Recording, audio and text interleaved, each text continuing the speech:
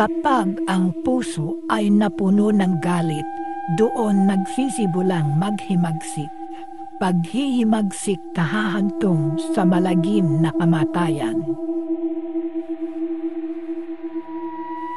Bago natin simulan ang ating kwento, please like and share the video. At huwag nating kalimutang mag-subscribe.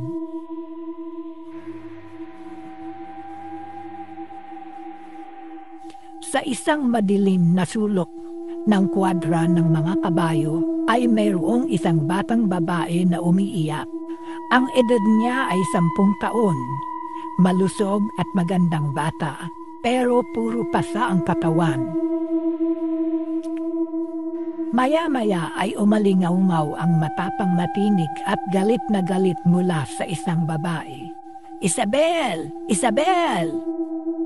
Nang marinig ng batang babae ang tinig ay lalong nagsumiksik ang katawan sa sulok. "Diyos ko po, Diyos, huwag po sana akong makita ni Tia Marta." Ang mahinang wika ng batang babae. "Kapag nakita kitang bata ka, babali-baliin ko yung mga buto mo at ipakakain ko sa mga alaga kong aso." Halos himatayin si Isabel sa narinig. Ang tinutukoy na mga aso ay ang mababangis na hayop na minsan niyang nakitang lumapa sa isang tauhan sa hasyenda.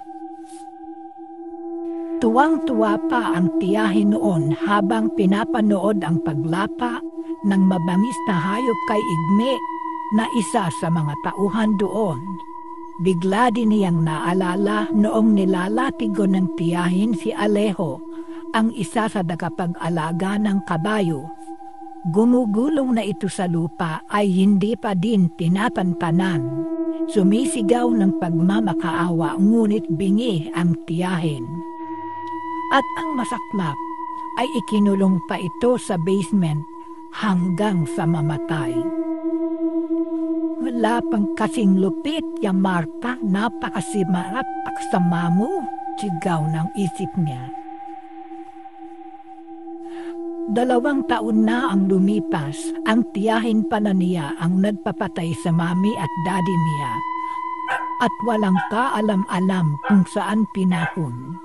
Narinig lamang niya noong minsang malasing ang Tia Marta niya at nagsasalita man isa. Wala naman siyang magawa upang magprotesta dahil napakabata pa niya at ngayon siya naman ang pinagmamalupitan ng masamang tiyahin. "Wala kang kasing sama, Tia Marta, napakasama mo." Sa pag-iisip ay nakatulog si Isabel. Nagulat na lang siya nang biglang may humila sa mahaba niyang buhok. "Nandito ka lang palang maldita ka, pinahirapan mo pa ako sa paghahanap." Galit na sabi ni Marta. At pakaladkad na inilabas sa kwadra si Isabel. Dumudugo na ang mukha at katawan ng bata ay hindi pa rin tinatantanan. At hindi pa nasiyahan, ikinulong pa si Isabel sa bodega. "Mami, Daddy, nasaan kayo? Tulungan po ninyo ako. Hindi ko na po kaya." Panaghoy ni Isabel. Awang-awa ang mayordomang si Salome, kaya't pinalabas niya sa bodega si Isabel at itinago dinala sa kanilang kwarto. Samantala, balisa si Marta at hindi makatulog ng gabing iyon. Pakiramdam niya ay binabadot siya ng lamig. "Marta! Marta!" Bahaw na tinig na nagmumula sa ilalim ng lupa. "Ha? Sino ka?" Takot na sabi ni Marta. Lumakas ang hangin sa loob ng silid. "Ikaw ang dahilan ng aming kamatayan. Ikaw."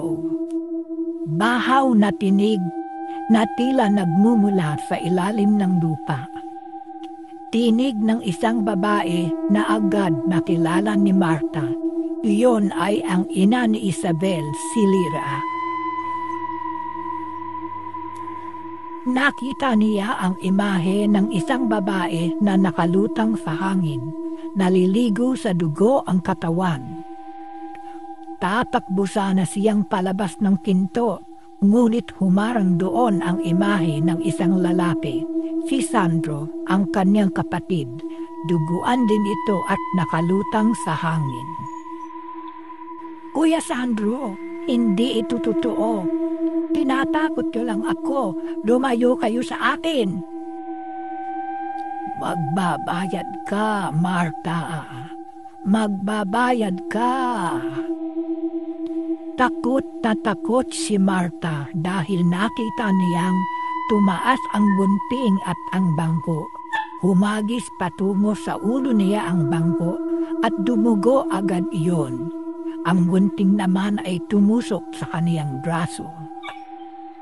Lumapit pa si Lyra at idinikit sa mukha niya ang dugoang mukha nito. Basag ang mukha ni Lyra at biyak ang ulo. Pagmasdan mo, Marta, ikaw ang nagwasak ng mukha ko.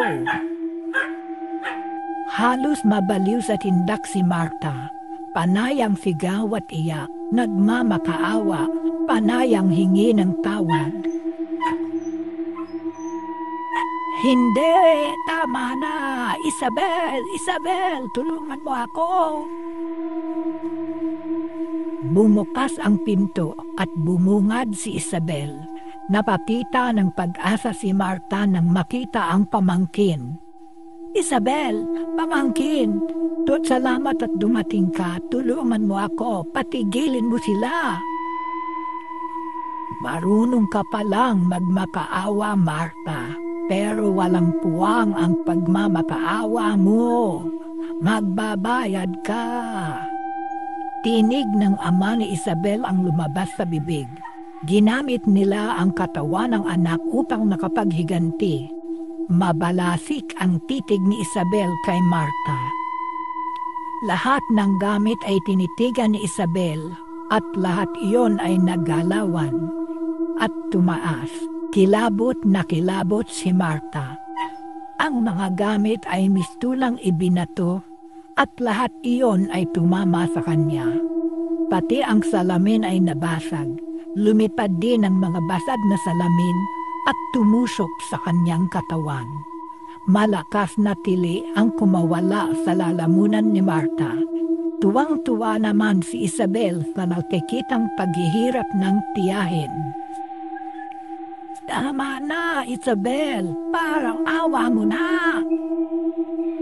Noong ako ay nagmamakaawa, ay naawa ka ba, Tia Marta? Tinig na iyon ni Isabel. Kilabot na kilabot si Marta. Alam niyang pinaghaharian ng espiritu ng mga magulang ang katauhan ni Isabel. Wala na siyang pag-asa. Wala nang tutulong sa kanya. Wala na ring maaawa. Patayin niyo na lang ako. Hirap na ako. Daing ni Marta. Duguan na ang kanyang katawan. Oo, Marta. Hinihintay ka na rin ni kamatayan. Umangat ang katawan ni Marta at dinala sa labas ng bahay. May nakalaan ng hukay doon na siyang paglilibingan kay Marta. Ha? Ano ito? Bakit may hukay? Sindak na sindak si Marta. May 2 punto doon at may nakalibing. Doon pala ay pinalibing ni Marta ang mag-asawa pagkatapos patayin. Diyan ang iyong libingan, Marta. Ngayon ay magiging 3 na tayong nakalibing dito. Sama-sama na tayo, kapatid ko. Wika ni Sandro na kanyang kapatid. Pagkawika niyon ay inihulog si Marta sa malalim na hukay. Nakakatakot ang sigaw na maririnig. Sa kalagitnaan ng gabi, inilibing ng buhay si Marta.